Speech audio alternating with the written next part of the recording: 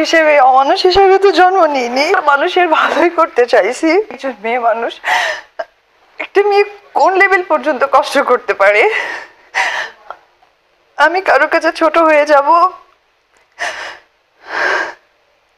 আমাকে ছোট করা হবে, এটা আমার কাম্য ছিল না। এটা আমি সবসময়, আজকে আমার সবকিছু আমি আমার জীবন দিয়ে আগলায় রাখছি, তার বিনিময়ে ছোট্ট একটা সম্মান চাইছি, আর কিছু চাইনি। আমার ছেলে আছে, সাকিব আর আমাদের একটা সন্তান আছে। সেই বাচ্চাটাকে আমি অনেক স্ট্রাগল করে জন্ম দিয়েছি। সাকিব আমার পাশে ছিল না, আমাকে টাকা দিয়েছে। কোনো মানুষ যদি অসুস্থ থাকে তাকে টাকা দিয়ে কখনো যাওয়া যায় না। আমার ও হওয়ার সময় আমি চাইছিলাম যে একবার ওর সাথে হ্যালো বলি।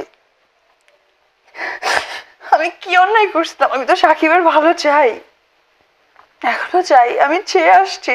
আমি আমি নিজেকে অনেক সাফার করছি। ওর মা আছে, ওরও তো বোন আছে, তারাও তো মেয়ে মানুষ। তাদেরকে একবার জিজ্ঞেস করুক আমার মতো এরকম কষ্ট করে কিনা।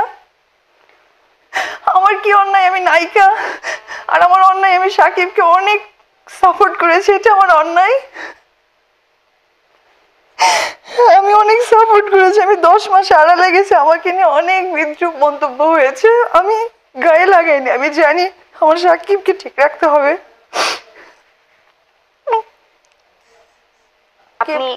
প্রতিনিয়ত সে ঠকায় গেছে, কেন? আমি তো তাকে ঠকাইনি। আমার সাথে বিয়ে করেছে, আমাকে বলছে অপু লুকায় রাখো, আমি প্রত্যেকটা মুহূর্তে লুকায় রাখছি।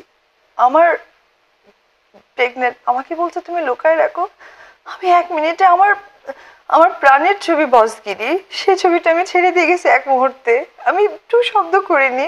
মানুষের ধৈর্য, স্ট্রাগল কত দূর হতে পারে।